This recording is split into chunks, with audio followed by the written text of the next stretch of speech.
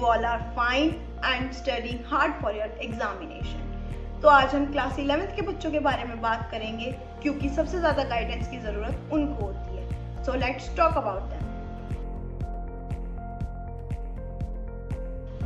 आप लोगों के लिए ये एक गोल्डन अपॉर्चुनिटी है. गोल्डन अपॉर्चुनिटी क्यों बोला मैंने? Because you have 2 years. NEET जैसा एग्जाम 2 साल में प्रिपेयर अच्छे से हो सकता है. इस बात को अपने माइंड से निकाल दीजिए कि आप लोगों को ड्रॉप लेना पड़ेगा. ऐसा नहीं होता. एवरेज स्टूडेंट भी एक अच्छा स्कोर गेन करके गवर्नमेंट कॉलेज में सीट अपनी कर सकता है. So let's talk about some points जो आप लोगों को पता होने चाहिए अपनी नीट प्रिपरेशन जर्नी में.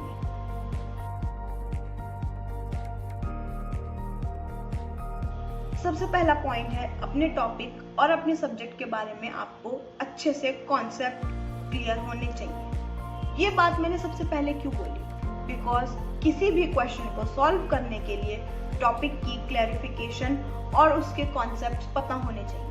अगर हमें वो पता है देन हम टॉपिक के उस क्वेश्चन को सॉल्व करने के लिए एटलीस्ट कोई ना कोई स्टेप तो उठाएंगे. भले ही बाद में क्वेश्चन सॉल्व हो या ना हो, वो चीज़ हमारा एंड रिजल्ट है, बट एटलीस्ट हम कोशिश तो करेंगे. सो हम लोगों को अपने कॉन्सेप्ट्स कैसे और किस चीज से बिल्ड करने चाहिए. अभी तक ऑलमोस्ट हर बच्चे ने किसी ना किसी कोचिंग इंस्टीट्यूट में एनरोल कर लिया होगा. वहां से आपको मॉड्यूल्स मिले होंगे और उन मॉड्यूल्स को पढ़ के ऐसा लगा होगा एनसीईआरटी तो कुछ भी नहीं है. NCERT is not important. हम लोग मॉड्यूल्स पढ़ेंगे और हमारा एग्जाम क्लियर हो जाएगा. But that's not.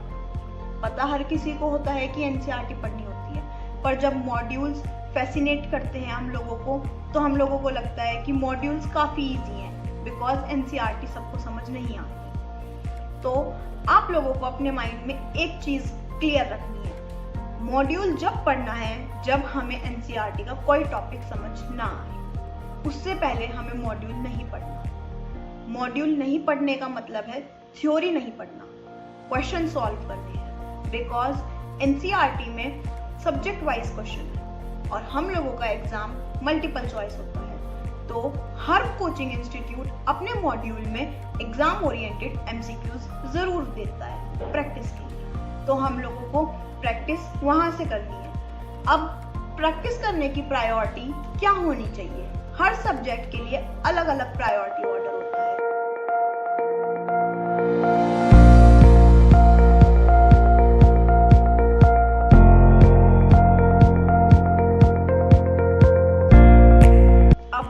आप लोग कोचिंग में चले तो जाते हैं, बट वहां पे जो टीचर पढ़ा रहा है क्या वो हमारे लिए है?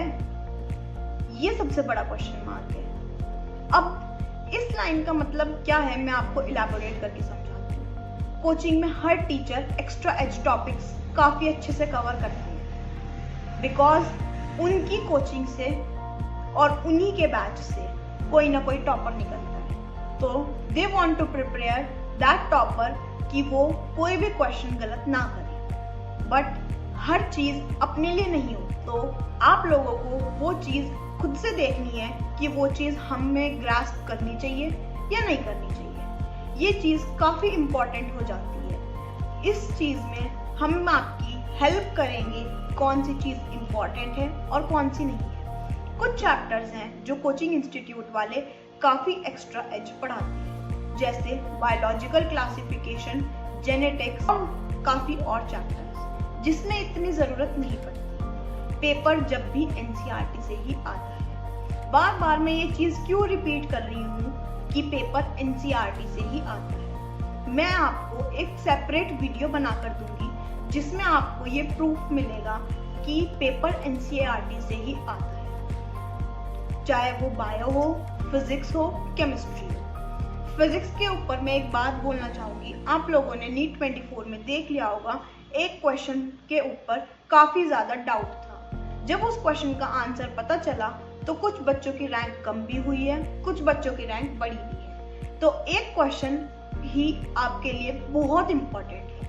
हर क्वेश्चन के कॉन्सेप्ट बिल्ड होना चाहिए. हम जब मॉड्यूल सॉल्व करते हैं तो हर मॉड्यूल के हर क्वेश्चन सॉल्व करने के बाद हमें इस चीज को ध्यान रखना है कि हमने जो क्वेश्चन किया है उसका कॉन्सेप्ट हमें आता है। अगर हमने उस मॉड्यूल में किसी भी क्वेश्चन का आंसर पीछे से देखा, दैट इज आंसर की से हमने मैच किया, तो हमें वापस से उस कॉन्सेप्ट को हमने जहाँ पे भी अपने नोट्स में नोट डाउन किया है उसको रिव्यू करना है, उसको प्रॉपरली समझना है।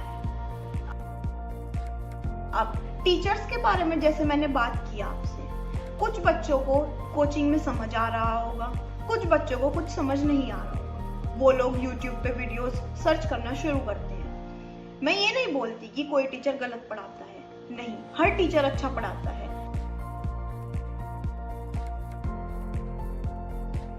कुछ बच्चों के साथ क्या होता है कि वो लोग कोचिंग मटेरियल पढ़ते हैं और वहाँ पे तो मार्क्स अच्छे आ जाते हैं उनके टेस्ट में, बट जब रियल नीट एग्जामिनेशन होता है वो लोग कहीं ना कहीं लैग कर जाते हैं। वो किस लिए? क्योंकि कोचिंग के टेस्ट में कहीं ना कहीं एक्स्ट्रा एज टॉपिक्स भी आते हैं जिनके क्वेश्चंस आप लोग सही करते हैं, इसीलिए आपके मार्क्स काफ़ी ज़्यादा बूस्ट अप होते हैं। बट हम लोगों को ये चीज़ खुद से ध्यान रखनी है कि केवल एग्जाम ओरिएंटेड ही इम्पॉर्टेंट है, that is NCERT is very important. जब हम लोग क्लास 10th पास करते हैं, 11th में आते हैं, हम लोग सोचते हैं now we are seniors, we are mature enough to take our decisions, but ऐसा नहीं होता। अपने पेरेंट्स को अपनी जर्नी में इन्वॉल्व करो जिससे आप लोग उस चीज़ में एक्सेल कर पाओ, बिकॉज आपके पेरेंट्स आपसे ज़्यादा समझते हैं हर चीज़।